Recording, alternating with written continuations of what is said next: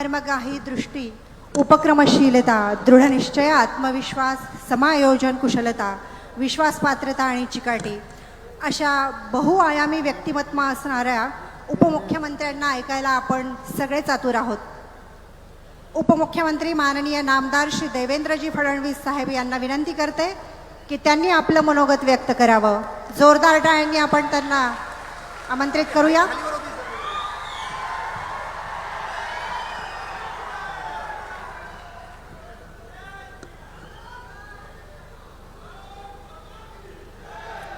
हिंदवी स्वराज्याचे सरसंस्थापक छत्रपती शिवरायांना मानाचा मुजरा करतो. भारतीय राज्यघटनेचे शिल्पकार भारतरत्न डॉक्टर बाबासाहेब आंबेडकर यांना मानवंदना अर्पित करतो.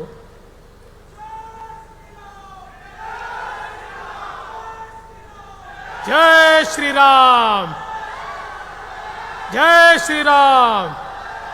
छत्रपती शिवाजी महाराज की जय. भवानी जय जय जय जय जय भवानी. जय जय जय जय जय शिवाजी. हा परभणीचा आवाज आहे. म्हणूनच दादांनी सांगितलं, जगात जर्मनी आणि भारतात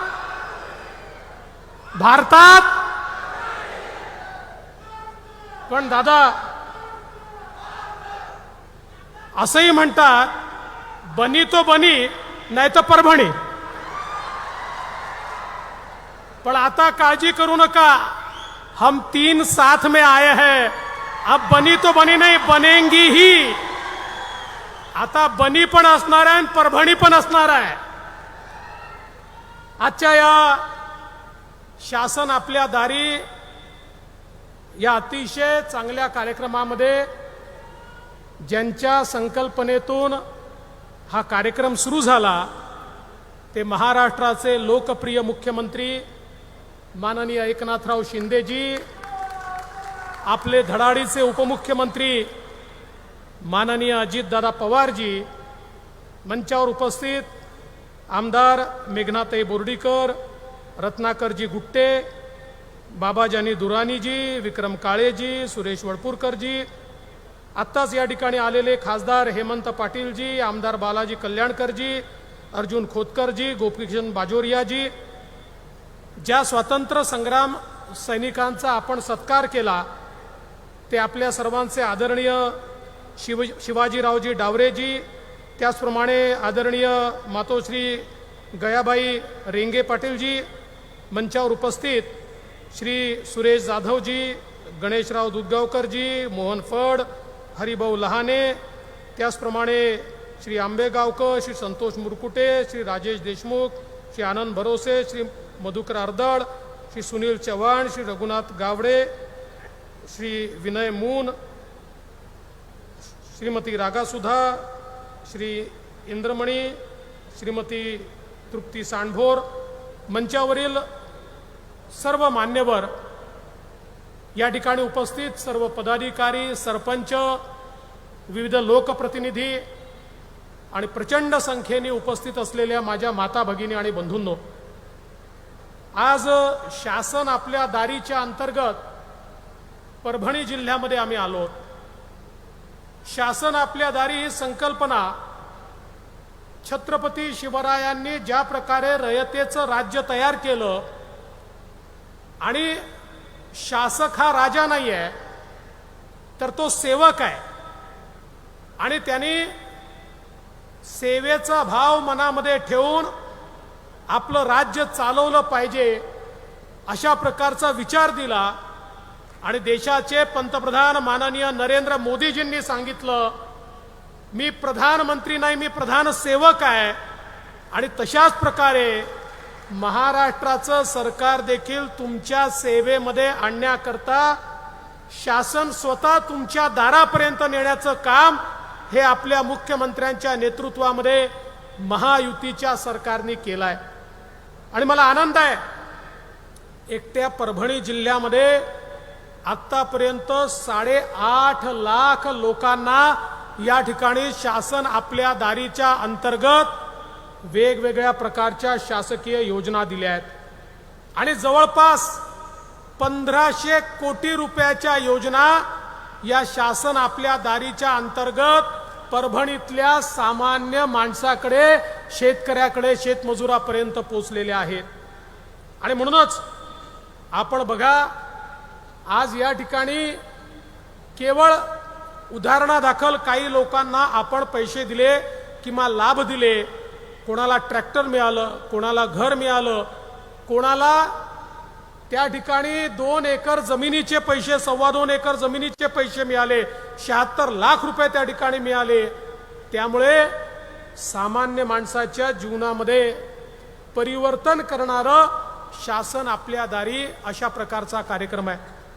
बंधू भगिनींनो, आज ही गोष्ट खरी आहे की आपण सगळे पावसाकडे डोळे लावून उभे आहोत. मध्येच थोडासा पाऊस येतो, बरं वाटतं, असं वाटतं आता पिकं कदाचित वाचतील. पण सरकार देखील नजर ठेवून आहे. मुख्यमंत्र्यांनी बैठक घेतली, अजितदादांनी, प्रत्येकाने आम्ही बैठक घेतली आणि अतिशय बारीक नजर ठेवून आम्ही आहोत.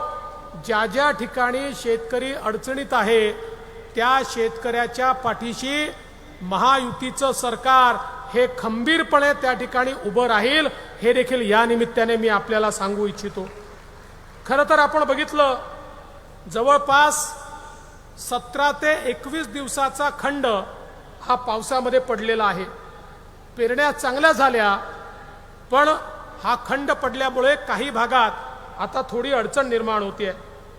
खरं तर आपण बघितलं असेल तर दुर्दैवाने आमच्या मराठवाड्याला दर 4 वर्षांनी अशाच प्रकारे दुष्काळाचा सामना करावा लागतो. मला आठवतं 2014 साली 53% पाऊस होता, मग 2018 साली 64% पाऊस होता आणि आता देखील अशाच प्रकारे केवळ या ठिकाणी 50%च्या जवळपास पाऊस झालेला आहे. त्यामुळे दर 4 वर्षांनी, 5 वर्षांनी एकदा दुष्काळाचा सामना आमच्या मराठवाड्याला करावा लागतो. आणि म्हणूनच मागच्या काळामध्ये मराठवाड्याला दुष्काळापासून मुक्त करण्याचा निर्णय आपण घेतला. त्या संदर्भात 2 योजना तयार केल्या.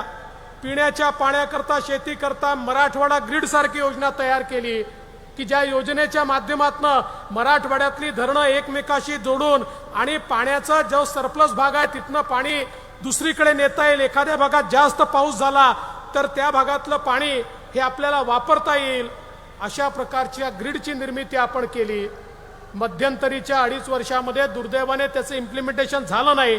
पण आता सरकार आल्यानंतर आम्ही केंद्र सरकारला विनंती केली आणि त्यांना सांगितलंय की आता मराठवाडा ग्रीडचं काम हे तुम्ही आम्हाला मोठ्या प्रमाणात 30-35 हजार कोटी रुपये जलजीवन मिशनमध्ये दिले. आता 20,000 कोटी रुपये अजून आम्हाला मराठवाडा ग्रीडमध्ये जर तुम्ही दिले तर मराठवाड्याचा प्रश्न आम्ही सोडवू शकतो. आणि मला विश्वास आहे की मोदी सरकार आपल्या पाठीशी उभं राहील आणि आपल्याला मोठ्या प्रमाणात निधी मिळेल. पण एवढंच नाही तर आपण पश्चिमी वाहिन्यांचं वाहून जाणारं पाणी हे वळवून मराठवाड्याकरता गोदावरी खोऱ्यामध्ये आणून मराठवाड्याला दुष्काळ मुक्त करण्याचा निर्णय केला आणि त्या संदर्भातली सगळी तयारी 2019 साली आपण पूर्ण केली. दुर्दैवाने मधल्या 2.5 वर्षात या संदर्भात काही होऊ शकलं नाही. पण आपल्या मुख्यमंत्र्यांनी पुन्हा एकदा या ठिकाणी कारभार स्वीकारल्यावर ते काम आपण आता हातामध्ये घेतलंय. आणि आता मुख्यमंत्री असतील, अजितदादा असेल, मी असेल, आम्ही सगळ्यांनी या ठिकाणी हा निर्धार केला आहे की मराठवाड्याच्या मागच्या पिढ्यांनी दुष्काळ पाहिला, पण पुढच्या पिढीला दुष्काळ पाहावा लागू नये म्हणून हे सगळं पाणी, वाहून जाणारं पाणी हे आपल्याला गोदावरीच्या खोऱ्यात आणायचं आहे. त्या संदर्भातला पहिला आराखडा MWRRA पर्यंत पोहोचलाय. त्याला मान्यता मिळाली की दुसरा आराखडा आम्ही देणार आहोत आणि हे काम देखील सुरू करणार आहोत. आणि मला विश्वास आहे की येत्या काळामध्ये मोठ्या प्रमाणात हे पाणी आपण या ठिकाणी आणू शकू. मला आठवतं मागच्या काळामध्ये निम्न दुधना प्रकल्पाला देखील आपण जवळपास 2,341 कोटी रुपये त्या ठिकाणी दिले होते. पाथरी तालुक्यात तारुगव्हाण बंधाऱ्याला 178 कोटी त्या ठिकाणी देण्यात आले. 23,000 हेक्टर सिंचन क्षमता ही आपण निर्माण केली. आणि मला हे देखील सांगायचं आहे की मोठ्या प्रमाणात जलयुक्त शिवारच्या माध्यमातून या परभणी जिल्ह्यामध्ये जे वॉटर स्ट्रक्चर्स तयार झाले, आत्ताच मेघनाताई मला सांगत होत्या की त्यांच्या भागामध्ये ज्या भागात कधी बागायती पिकं घेतली जात नव्हती त्या भागामध्ये जलयुक्त शिवारमुळे आज मोठ्या प्रमाणात शेतकऱ्यांचं ट्रान्सफॉर्मेशन झालं आहे.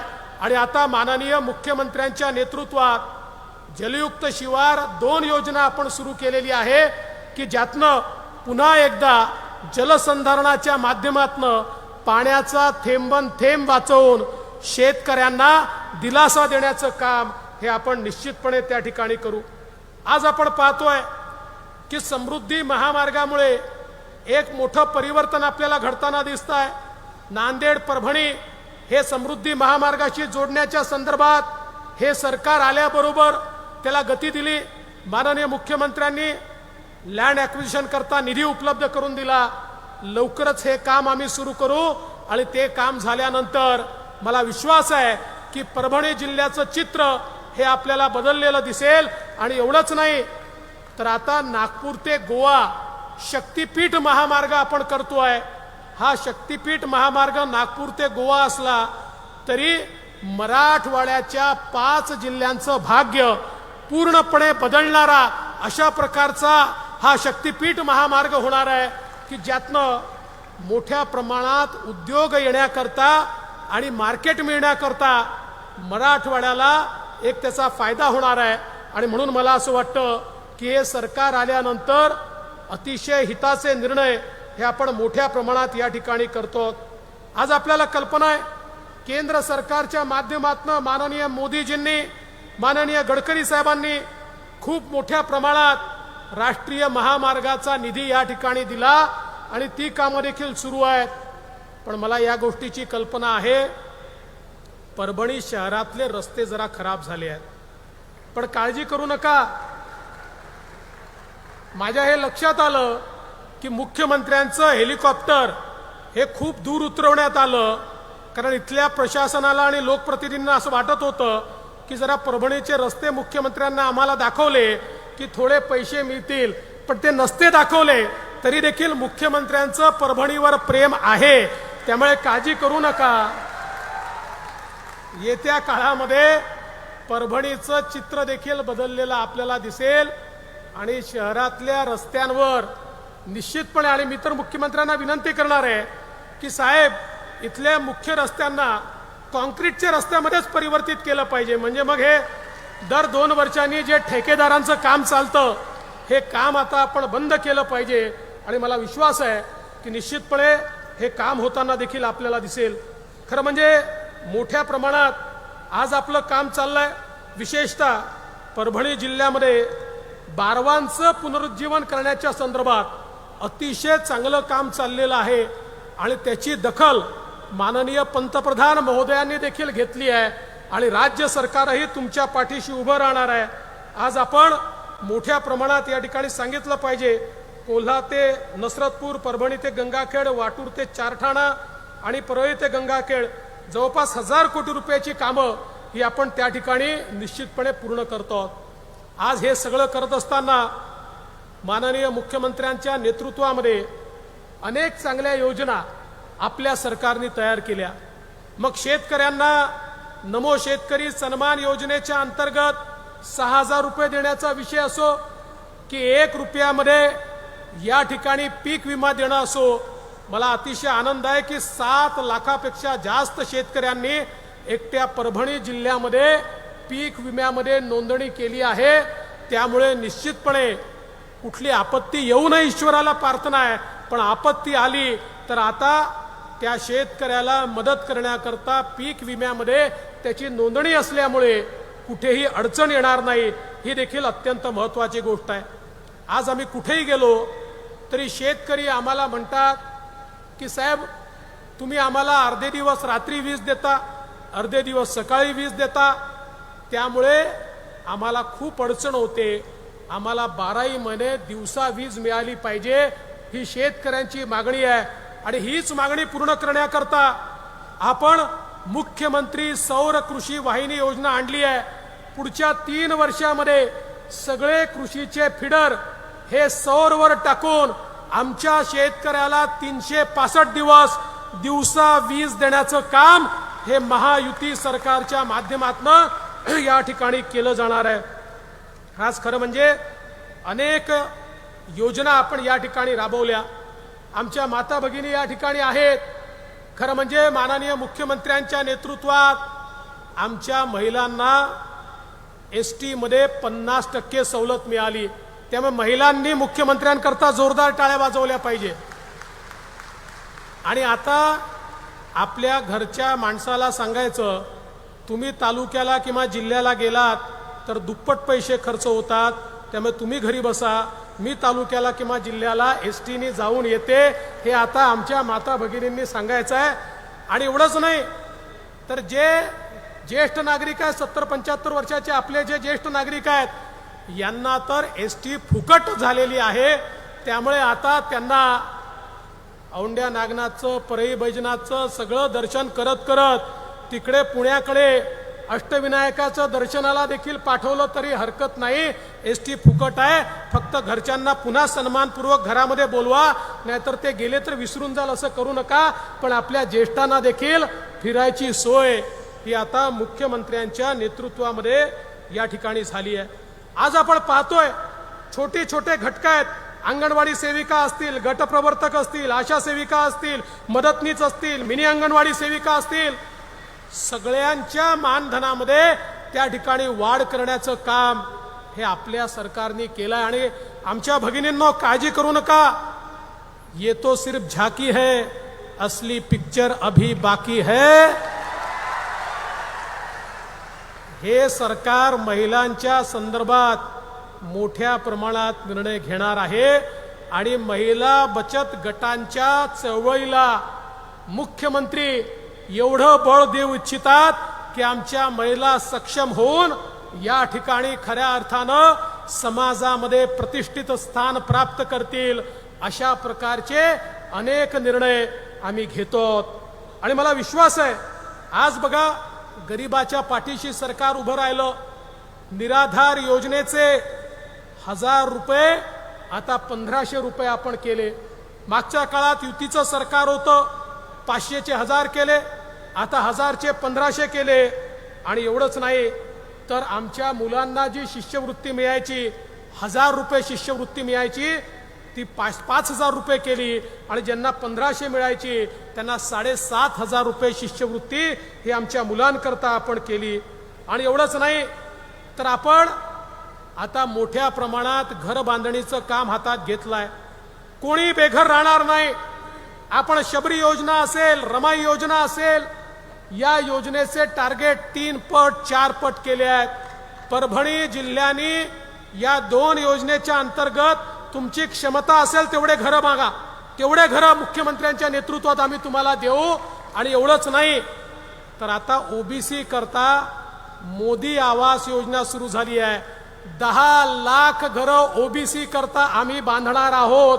याच वर्षी 3 लाख घरं आम्ही बांधणार आहोत.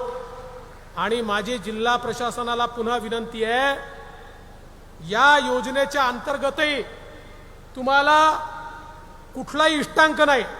तुम्ही जेवढी घरं मुख्यमंत्र्यांकडे मागाल तेवढी घरं या जिल्ह्याला देण्याची तयारी ही आपल्या सरकारची आहे. कारण आपल्याला बेघर मुक्त प्रत्येकाकडे घर असेल अशा प्रकारचा जिल्हा मोदीजींचं स्वप्न आहे. या देशातला एकही व्यक्ती बेघर असू नये, ते स्वप्न पूर्ण करण्याचं काम हे निश्चितपणे आपल्याला या ठिकाणी करायचं आहे. आणि म्हणून खरं म्हणजे अनेक योजना आहेत. मी सगळ्या योजना या ठिकाणी सांगणार नाही, मुख्यमंत्री महोदय देखील बोलणार आहे. आरोग्याच्या संदर्भातल्या चांगले निर्णय आपण घेतलेले आहेत. पण एक गोष्ट निश्चितपणे सांगितली पाहिजे की परभणीच्या मेडिकल कॉलेजच्या संदर्भात ज्या वेगानं केंद्र सरकारने निर्णय घेतला, खऱ्या अर्थानं परभणीकरांनी मोदी सरकारचे आभार मानले पाहिजेत. तात्काळ मेघनाताई, तुमच्या लक्षात असेल, आपण ती अपील फाईल केली गुट्टे साहेब. आणि अपील फाईल झाल्यानंतर आपण केंद्र सरकारशी बोललो, माननीय मुख्यमंत्री बोलले आणि तात्काळ केंद्र सरकारने आपली अपील मान्य केली आणि परवानगी या ठिकाणी दिली. आणि काळजी करू नका, पहिल्यांदा महाराष्ट्र सरकारने एका वर्षामध्ये 10 मेडिकल कॉलेज मंजूर केले आहेत. सगळ्या इमारती तयार करून सगळे मेडिकल कॉलेजेस सुरू करण्याचं काम हे आपण या ठिकाणी करतो. आणि म्हणून बंधू भगिनींनो, खरं म्हणजे हे सरकार सामान्यांकरता काम करणारं सरकार आहे.